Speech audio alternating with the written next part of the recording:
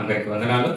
దేవుని కృపను బట్టి దేవుడు ఈ విధంగా తన యొక్క పరిశుద్ధ దినాన్ని మనము ఆచరించటకు ఈ ఆదివారపు ఆరాధనలో మనల్ని ఈ విధంగా ఆయన ఎన్నుకున్నాడు.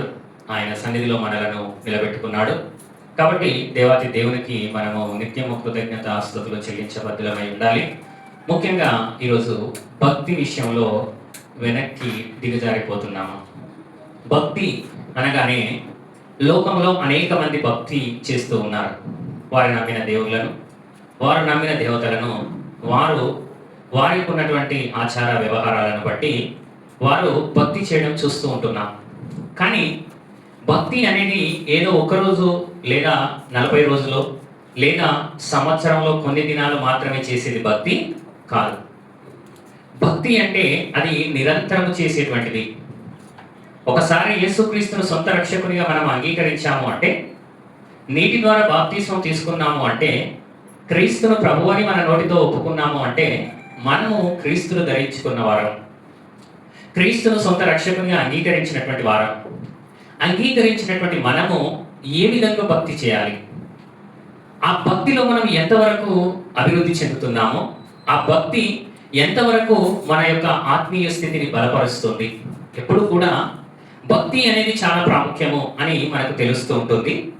మరి భక్తి అంటే ఏమిటి, భక్తి యొక్క నిర్వచనం ఏమిటి అని మనం ఆలోచన చేయగలిగితే, యాకోబు గారు రాసిన పత్రిక మనందరికీ తెలిసినటువంటి విషయమే. 1వ అధ్యాయము 27వ వచనంలో, యాకోబు గారు రాసిన పత్రిక 1వ అధ్యాయం 27వ వచనంలో, తండ్రి అయిన దేవుని ఎదుట పవిత్రమును నిష్కలంకమైన భక్తి. భక్తి అనగానే మనకు అర్థం కావాల్సింది ఏంటిది అంటే, అది పవిత్రమైనది, అది నిష్కలంకమైనది.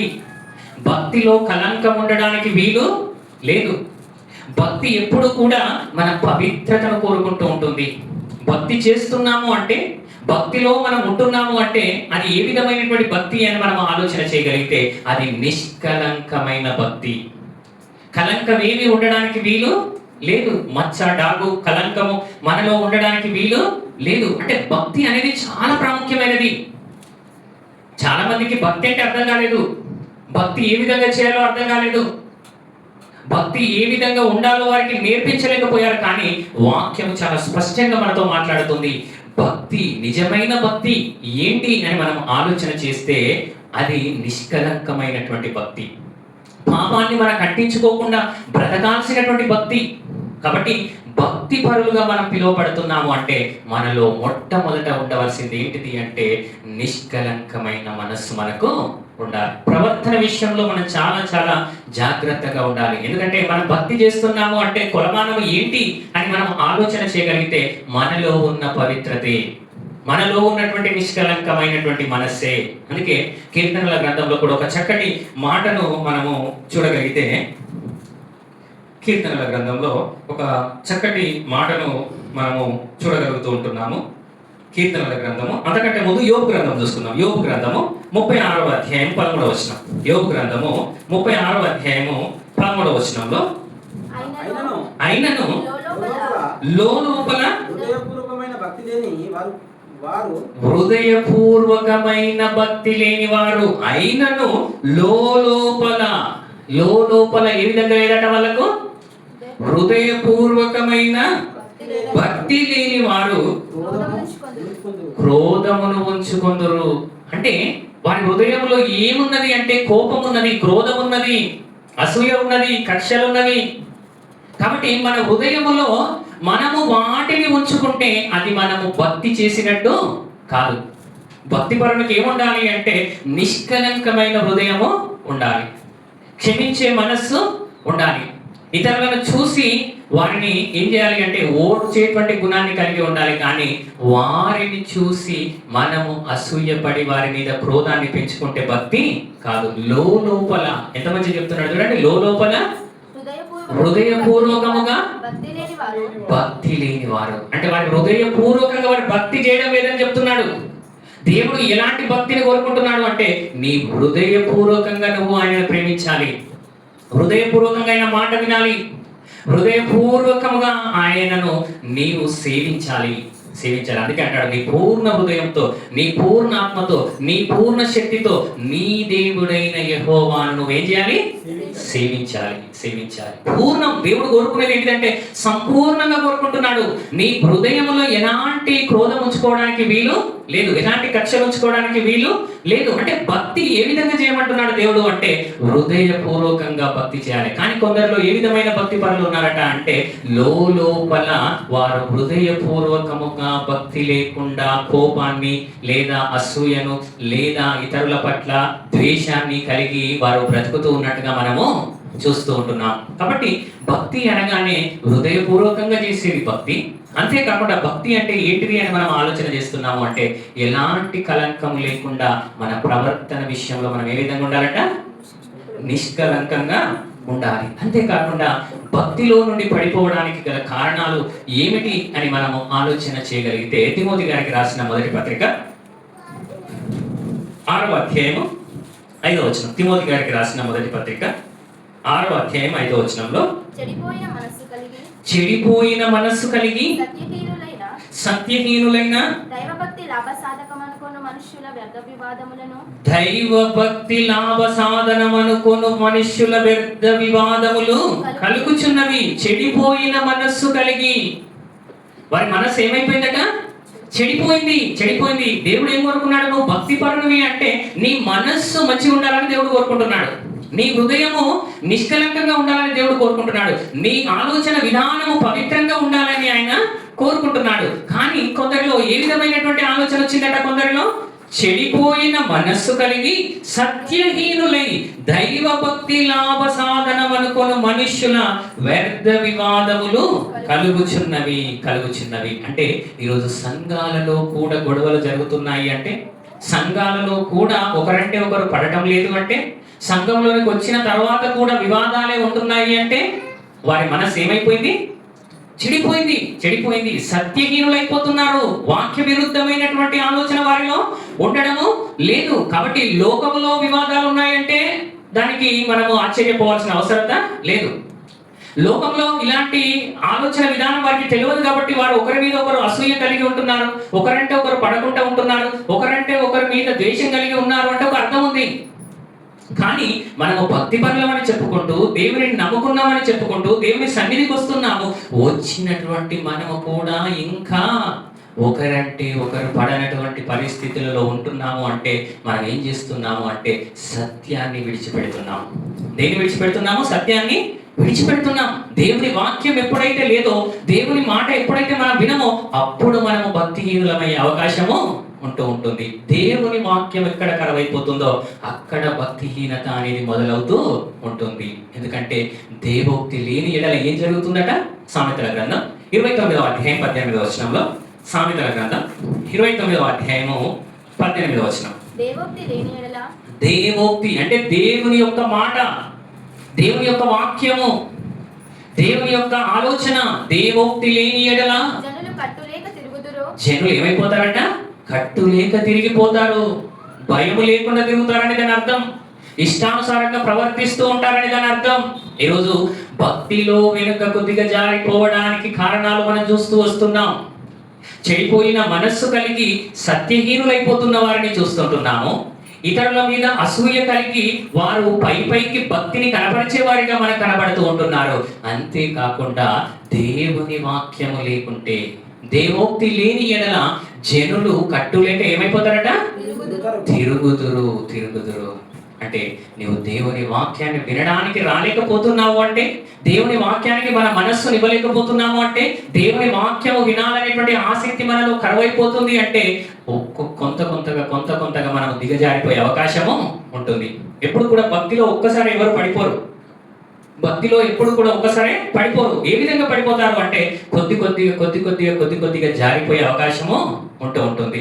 ముఖ్యంగా దేవుని నమ్మినటువంటి వారు పడిపోవడానికి కారణాలు ఏంటి అని మనం ఆలోచన చేస్తూ ఉంటే, దేవుని వాక్యం వినకపోవడం, దేవుని మాట వినకపోవడం, దేవుని ఆజ్ఞను లక్ష్యము చేయకపోవడం. మనందరికీ తెలుసు, సమూయేలు యొక్క తరంలో సౌలు అనేటువంటి రాజు ఉన్నాడు.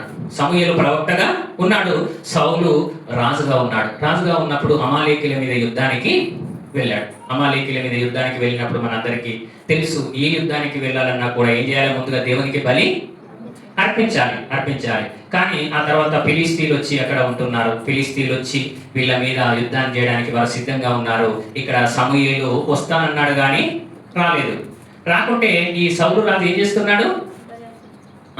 బలి ఈయనే యాజకుడు చేయాల్సిన పని సౌలు వెళ్ళి ఏం చేస్తున్నాడు? అర్పిస్తున్నాడు. అంటే అతను ఏం చేస్తున్నాడు అంటే దేవుని ఆజ్ఞకు లోబడడం లేదు. అంటే సమూయేలు యొక్క మాట విన్నాడు, అది తెలుసుకున్నాడు. కానీ సౌలు రాజు ఏమయ్యాడు అంటే భక్తిలో వెనకకు తగ్గుతున్నాడు. భక్తిలో ఏమైతున్నాడు? వెనకకు తగ్గుతున్నాడు. సమూయేలు మొదటి గ్రంథం 15వ అధ్యాయం. సమూయేలు మొదటి గ్రంథము 15వ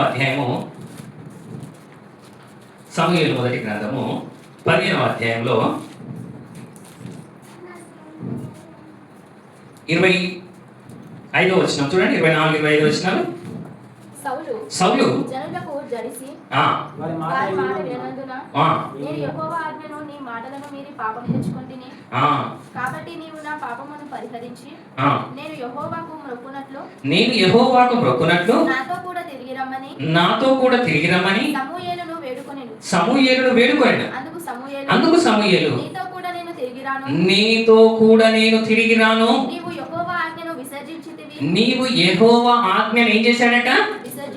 విసర్జించడం. దేవుని మాటను ఖాతరు చేయకపోవడం, దేవుని మాటను లెక్క చేయకపోవడం. యెహోవా ఆజ్ఞను సౌలు రాజు ఏం చేశాడట? విసర్జించాడు. అంటే భక్తిలో వెనుకకు తిరగడానికి, భక్తిలో పడిపోవడానికి మొట్టమొదటి కారణంగా మనం ఏం చూసుకుంటూ వస్తున్నాము అంటే, మొదటి కారణంగా పవిత్రంగా జీవించాలి అనేది ఒకటి చూసాము. అంతకంటే ప్రాముఖ్యమైనటువంటి విషయం ఏంటిది అంటే ఆయన మాటను మనము వినాలి. ఇక్కడ సమూయేలు చెప్పినా కూడా సౌలు రాజు దాన్ని అర్థము చేసుకోక దేవుణ్ణి ఏం చేశాడు? విసర్జించాడు. కాబట్టి ఇశ్రాయేళ్ల మీద రాజుగా ఉండకుండా యెహోవా నిన్ను విసర్జించనని చెప్పి ఏమని చెప్తున్నాడు? ఇక నువ్వు ఇశ్రాయేలు మీద రాజుగా ఉండడానికి వీలు లేదు. ఎందుకు అంటే నువ్వు దేవుని మాటను ఏం చేశావు? ధిక్కరించావు. దేవుని మాటను పెడచెవిన పెట్టావు. దేవుని మాటను విసర్జించావు. కాబట్టి దేవుని మాటను ఎవరైతే విసర్జిస్తారో వారు పడిపోవడానికి అవకాశము ఉన్నది. సౌలు పడిపోయినట్టు మనందరికీ తెలుసు. సౌలు రాజు ఏ విధంగానైతే చివరికి తన జీవితం ఏ విధంగా ముగించుకున్నాడో మనందరికీ తెలుసు. తర్వాత ఆయన కర్ణ పిశాచముల దగ్గరికి వెళ్ళినట్టుగా, దావీదు మీద పగబట్టినట్టుగా, దావీదు మీద పగబెట్టుకున్నాడు అంటే లోపల ఏముంచుకున్నట్టు? క్రోధం ఉంచుకున్నాడు అంటే లోపల భక్త్య, అది పైకి కనబడే భక్తి. ఎందుకంటే లోపల హృదయపూర్వకంగా భక్తి చేయడం లేదు. ఎందుకు అంటే ఆయనలో దావీదు పట్ల ఏమొచ్చిందంటే క్రోధము వచ్చింది. కాబట్టి మనము భక్తి విషయంలో ఎప్పుడు కూడా దేవుని మాటను విసర్జించకూడదు. మన హృదయంలో ఎలాంటి క్రోధం ఉంచుకోవడానికి వీలు లేదు. మన హృదయం ఎప్పుడు కూడా నిష్కలంకంగా ఉండాలి. అలా ఉంటేనే మనము భక్తి జీవితంలో వెనుకకు తిరగకుండా ఉంటూ ఉంటాం. అంతేకాకుండా భక్తి జీవితంలో పడిపోవడానికి, వెనుదిరగడానికి కారణాలు ఏంటిది అంటే లోకాశ కూడా ఏం చేస్తుంది అంటే భక్తిలో నుండి మనల్ని వెనుకకు నడిపిస్తూ ఉంటుంది. మనందరికీ తెలుసు, దేవుడు సొదొమ గొమొర్రా పట్టణాలను ఏం చేయాలనుకున్నాడు? అగ్ని చేత కాల్చివేయాలనుకున్నప్పుడు లోతును అతని కుటుంబాన్ని ఆ యొక్క సొదొమ గొమొర్రా పట్టణం నుండి వారిని బయటికి రప్పించాలి అనుకున్నాడు. రప్పిస్తున్నటువంటి సమయంలో వారికి ఏమని ఆజ్ఞ ఇచ్చాడు అంటే మీరు వెనుకకు తిరిగి చూడకూడదు. వెనుకకు తిరిగి చూస్తున్నావు అంటే నీవు దాని మీద ఆశ పెట్టుకున్న వాడిగా ఉంటావు. ఉంటాం. ఒకసారి రక్షింపబడిన తర్వాత, ఒకసారి యేసుక్రీస్తు యొద్దకు వచ్చిన తర్వాత మరలా మనం లోకం వైపు చూస్తున్నాము అంటే దాని మీద మనకి ఏమున్నది? ఆశ ఉన్నది. అది మనల్ని ఆకర్షిస్తుంది. కాబట్టి భక్తిలో పడిపోవడానికి ఏంటిది అంటే లోకాకర్షణ కూడా చాలా ప్రధానమైనది మనం పడిపోవడానికి. కాబట్టి ఇక్కడ లోతు గారి యొక్క భార్య ఏం చేసిందట? వెనక్కి తిరిగి చూసింది. ఆదికాండము 19వ అధ్యాయము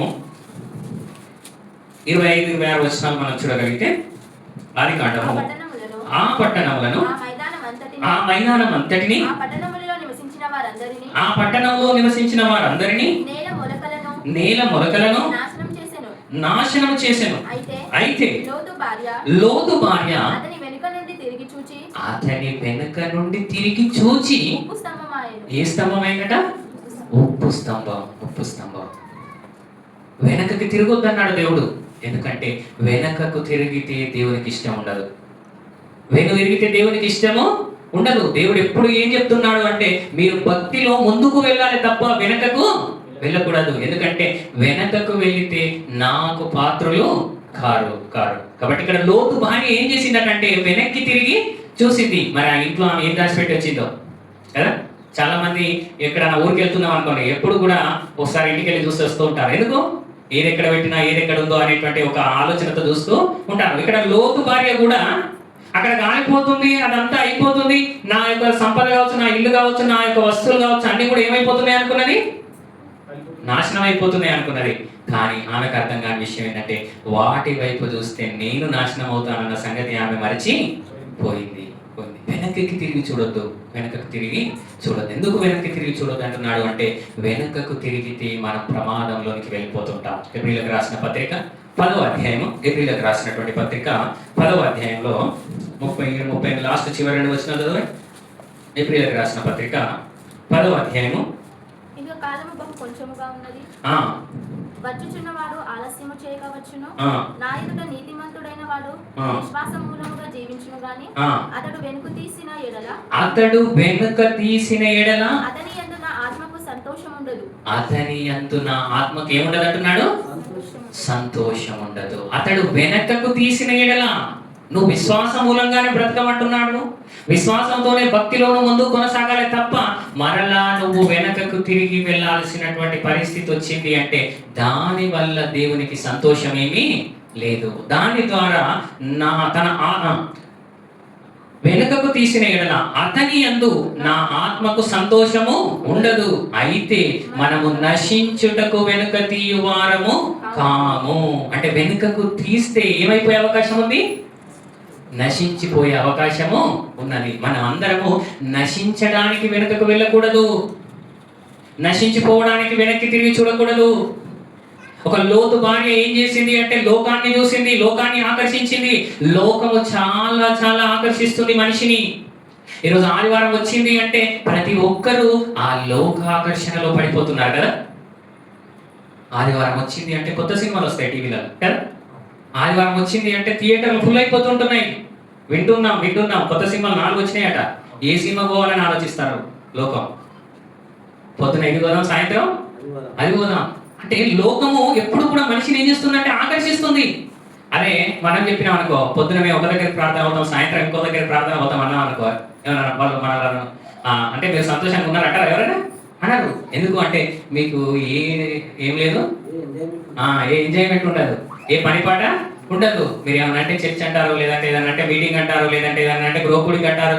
ఈ విధంగానే మీ జీవితాన్ని గడిపేస్తున్నారు అనేటువంటి ఒక ఆలోచనతో మనల్ని చూసి వాళ్ళేదో జారిపడేటువంటి పరిస్థితి ఉంటుంది. కానీ వాళ్ళకి అర్థం కాని విషయం ఏంటిది అంటే వారిని బట్టి మనం జారిపడే పరిస్థితి ఉంది ఈరోజు.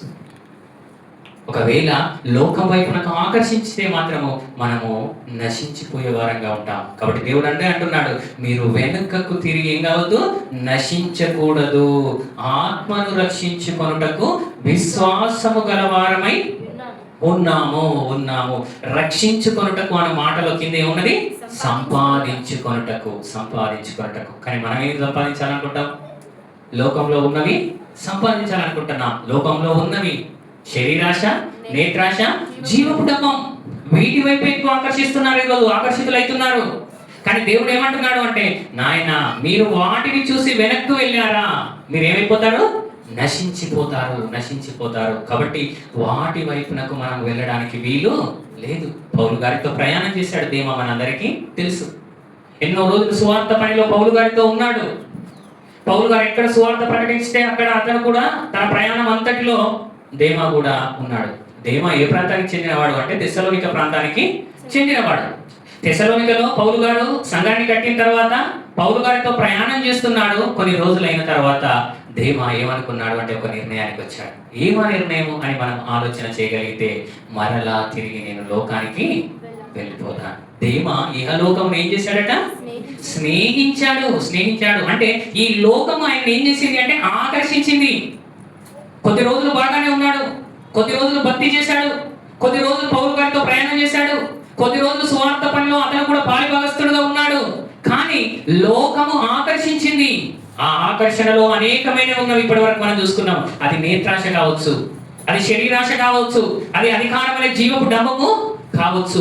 ఏదో రకంగా మొత్తానికైతే దేమ ఏమయ్యాడు అంటే లోకానికి ఆకర్షితుడై ఎవరిని విడిచిపెట్టి వెళ్ళాడు అంటే పౌలు గారిని విడిచి వెళ్ళి తెస్సలోనికకు వెళ్ళాడు.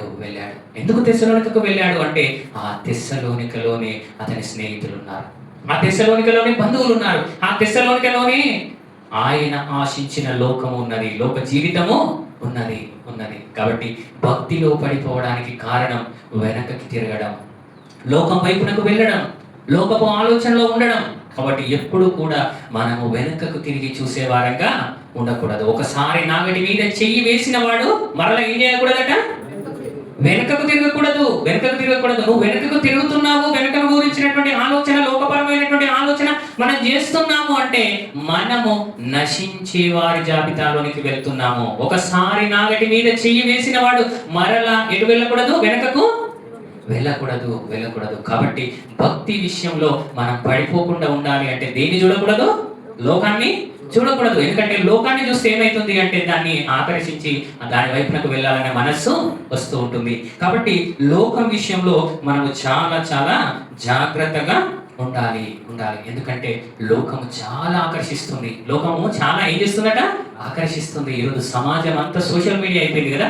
ఈరోజు ఎక్కడ చూడు ఫేస్బుక్లు, ఇన్స్టాగ్రామ్లు. తెల్లారు లేస్తే యువత అంతా దేనిలో ఉంటుందంటే ఫేస్బుక్లు, ఇన్స్టాగ్రామ్ లోనే ఉంటాయి. అందులో ఏదైనా మంచి ఉందా అంటే ఏమైనా ఉంటుందా? ఉండదు. మొత్తం పాపంతో నిండిపోయింది. ఈరోజు సోషల్ మీడియా మొత్తం దేనితో నిండిపోయింది?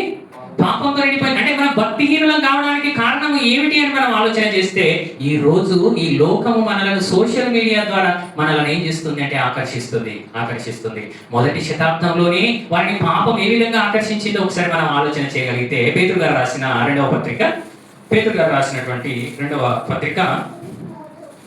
2వ అధ్యాయము, పేతురు గారికి రాసినటువంటి 2వ పత్రిక 2వ అధ్యాయము 14వ వచనం. వ్యభిచారిని చూచి ఆశించుచు 13 కూడా చదువురా.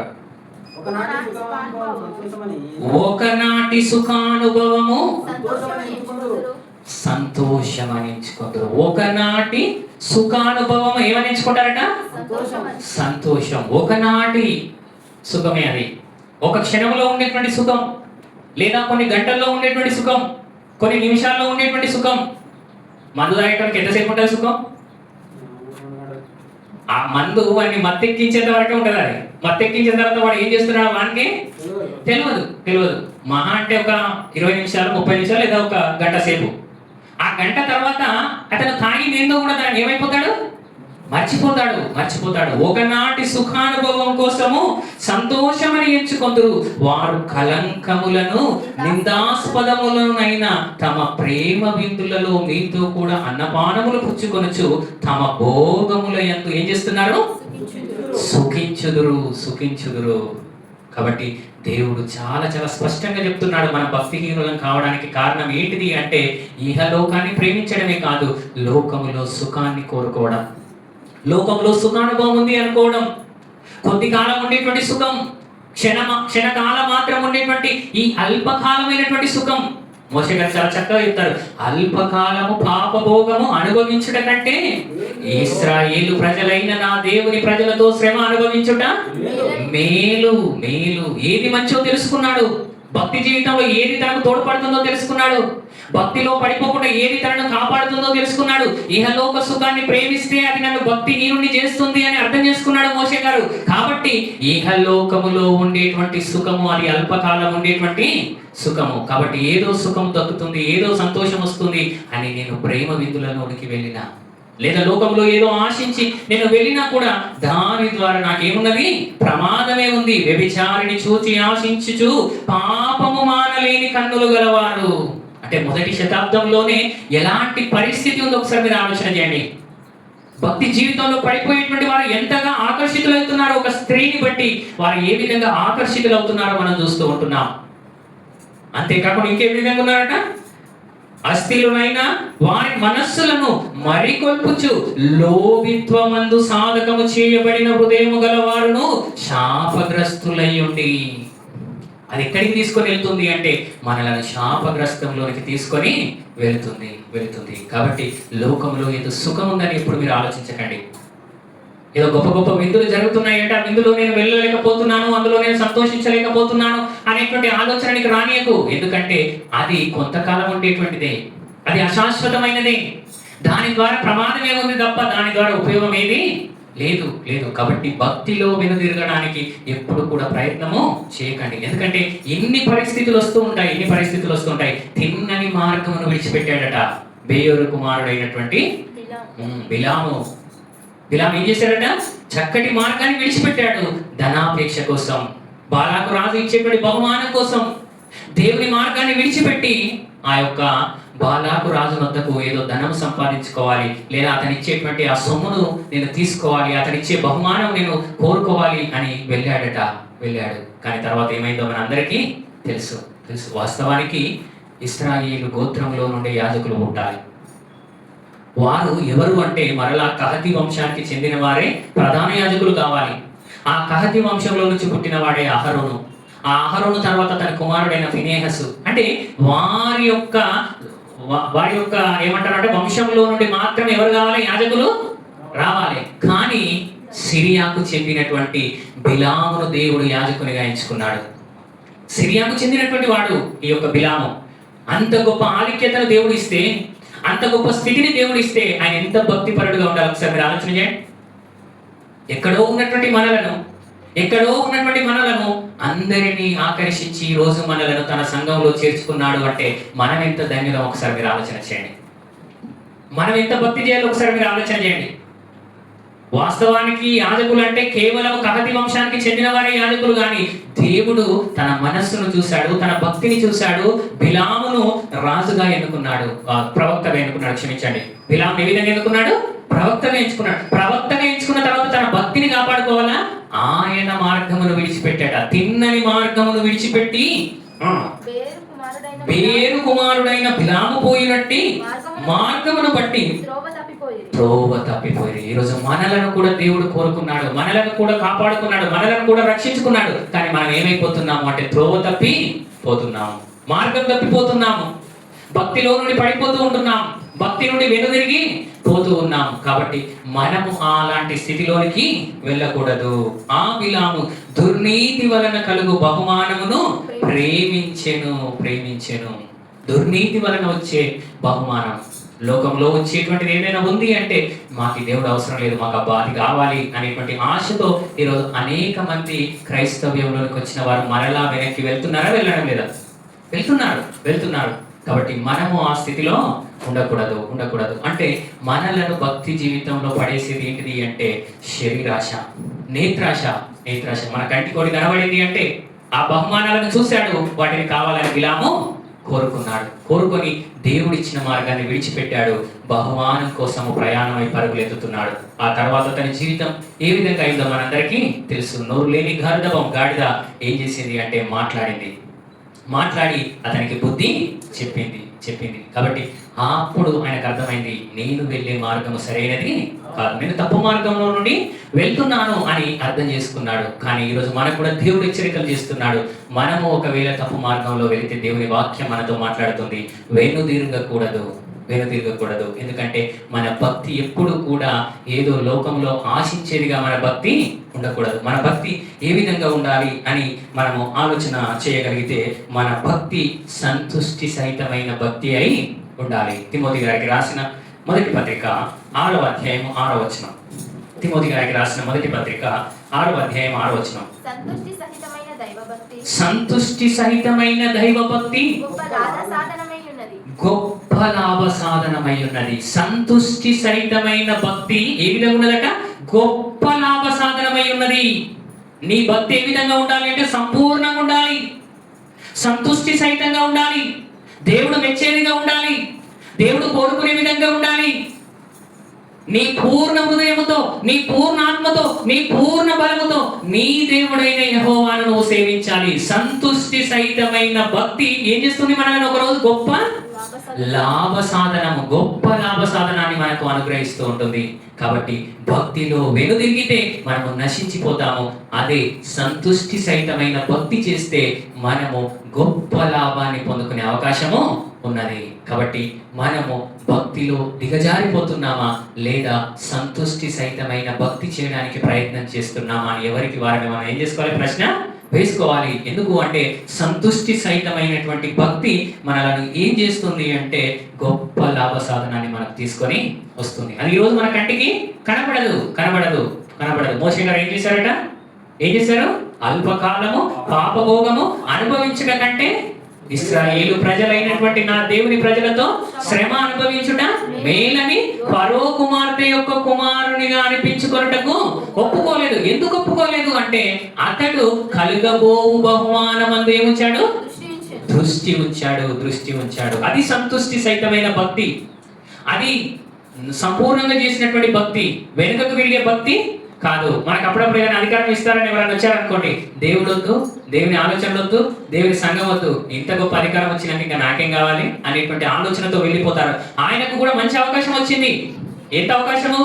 ఫరో తర్వాత మరలా సింహాసనం ఎక్కే అవకాశం ఎవరికి వచ్చింది? మోషేకి వచ్చింది. కానీ మోషే గారు ఏమంటున్నారు అంటే ఇది అల్పకాలం ఉండేటువంటిది, ఈ అధికారం కొంతకాలం ఉండేటువంటిది, ఇందులో ఉండే సుఖం కొంతకాలం ఉండేటువంటిది. కాబట్టి ఈ సుఖము నాకు అవసరము లేదు. నా ప్రజలతో శ్రమ అనుభవించుట మేలు. కష్టాలు వచ్చినా బాధలు వచ్చినా ప్రభువులో మనము నిలబడే వారంగా ఉండాలి తప్ప వెనుకకు తిరిగే వారంగా ఉండకూడదు. ఎందుకంటే ఎవరైతే వెనుకకు తిరుగుతారో వారి యందు నా ఆత్మకు సంతోషము ఉండదు. ఆయనకు సంతోషం లేదు అంటే మనము భక్తి చేసినా కూడా ఉపయోగం ఏమైనా ఉన్నదా? లేదు. కాబట్టి భక్తిలో ఎవరు కూడా వెనక తిరగద్దు. ఎందుకంటే భక్తులు ఎంతో మంది వారు ఏ విధంగా భక్తి చేశారు, ఏ విధంగా వారి జీవితాన్ని ముగించుకున్నారు, ఏ విధంగా ప్రభువు చెప్పినట్టు పవిత్రత కలిగి ప్రభు మాటకు లోబడి ప్రభు చెప్పిన ప్రతి మాటను వారు అంగీకరించి వారి జీవితాన్ని ముగించుకున్నారు. మనకు ఎంతో మంది భక్తులు ఉన్నారు. కాబట్టి మనము కూడా మంచి భక్తి చేద్దాము. వెనుదిరిగే భక్తి మనలో ఉండకూడదు. ఒకవేళ అలాంటి ఆలోచనలు, అలాంటి చోదనలు ఏమైనా ఉంటే వాటిని జయించి మనము వాటి వైపునకు వెళ్లకుండా ఒకసారి నాగటి మీద చెయ్యి వేసాము అంటే మనం ఏ విధంగా వెళ్ళాలి? ముందుకే వెళ్ళాలి తప్ప వెనక్కి తిరగడానికి వీలు లేదు. కాబట్టి మన భక్తి దినదినము అభివృద్ధి చెందాలి. బాహ్య పురుషుడు కృషించుచున్నాను, ఆంతర్య పురుషుడు దినదినం ఏం కావాలట? నూతన పరచబడాలి, అభివృద్ధి చెందాలి. కాబట్టి మన భక్తిలో అభివృద్ధి చెందే వారంగా